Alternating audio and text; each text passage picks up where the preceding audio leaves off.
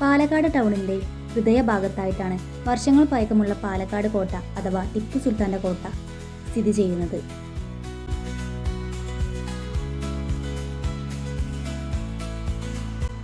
പാലക്കാട് കോട്ടയുടെ ഉത്ഭവം മധ്യകാലഘട്ടത്തിലാണ് എന്ന് കരുതപ്പെടുന്നു. ഈ പ്രദേശം പാലക്കാട് സാമ്രാജ്യത്തിൻ്റെ ഭാഗമായിരുന്നു. ഇത് കേരളത്തിൻ്റെ മലബാർ തീരത്തും തമിഴ്നാട്ടിലേക്കുള്ള വഴിയുമായി ബന്ധപ്പെടുന്നതിനാൽ യുദ്ധത്തിൽ പ്രാധാന്യമുള്ള സ്ഥലമായിരുന്നു.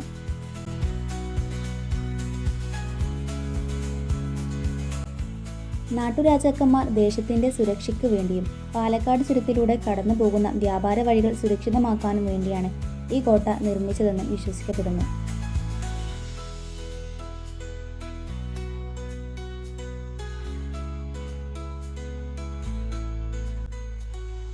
ആയിരത്തി 1757 മൈസൂർ സുൽത്താനായിരുന്ന ഹൈദർ അലി ഈ കോട്ട കൈക്കലാക്കി പുനർനിർമ്മിക്കുകയും ശക്തമാക്കുകയും ചെയ്തു.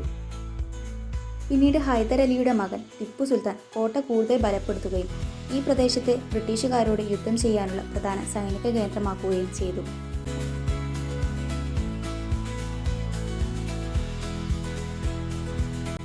പതിനെട്ടാം നൂറ്റാണ്ടിൽ ബ്രിട്ടീഷ് ഈസ്റ്റ് ഇന്ത്യ കമ്പനിയും ടിപ്പു സുൽത്താനും തമ്മിലുള്ള മംഗലാപുരം കരാർ പ്രകാരം കോട്ട ടിപ്പു സുൽത്താൻ്റെ നിയന്ത്രണത്തിലായിരുന്നു. പിന്നീട് 1790 കേണൽ സ്റ്റുവേർട്ടിൻ്റെ നേതൃത്വത്തിൽ ബ്രിട്ടീഷുകാർ പാലക്കാട് കോട്ട പിടിച്ചെടുത്തു. ഇത് ടിപ്പു സുൽത്താനെതിരായ അവരുടെ യുദ്ധത്തിൽ നിർണായക വിജയമായി.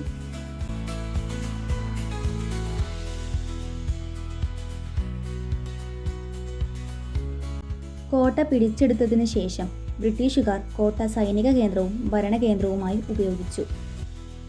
അവർ കോട്ടയുടെ ഘടനയിൽ പല മാറ്റങ്ങളും കൊണ്ടുവന്നു. ഇന്ത്യക്ക് സ്വാതന്ത്ര്യം ലഭിക്കുന്നതുവരെ ഈ കോട്ട ബ്രിട്ടീഷുകാരുടെ നിയന്ത്രണത്തിലായിരുന്നു. പാലക്കാട് കോട്ട പൂർണ്ണമായി സംരക്ഷിക്കപ്പെട്ട ഒരു ദക്ഷിണേന്ത്യൻ വാസ്തുവിദ്യയുടെ ഉദാഹരണമാണ്.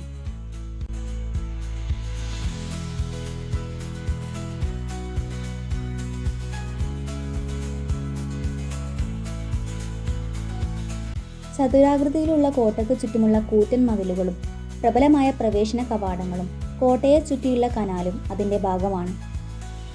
കോട്ടയ്ക്കുള്ളിൽ ഒരു ഹനുമാൻ ക്ഷേത്രവും നമുക്ക് കാണാൻ സാധിക്കും.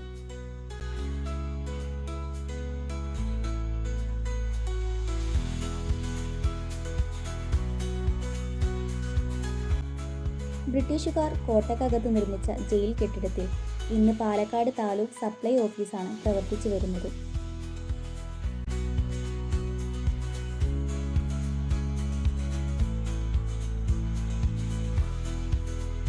ഇപ്പോൾ ആർക്കിയോളജിക്കൽ സർവേ ഓഫ് ഇന്ത്യയുടെ കീഴിലാണ് പാലക്കാട് കോട്ട സംരക്ഷിച്ചു പോകുന്നത്. ചരിത്ര പ്രാധാന്യവും വാസ്തുവിദ്യയും കൊണ്ട് പ്രസിദ്ധമായ ഈ കോട്ട ഒരു പ്രധാന വിനോദസഞ്ചാര കേന്ദ്രങ്ങളിലൊന്നാണ്.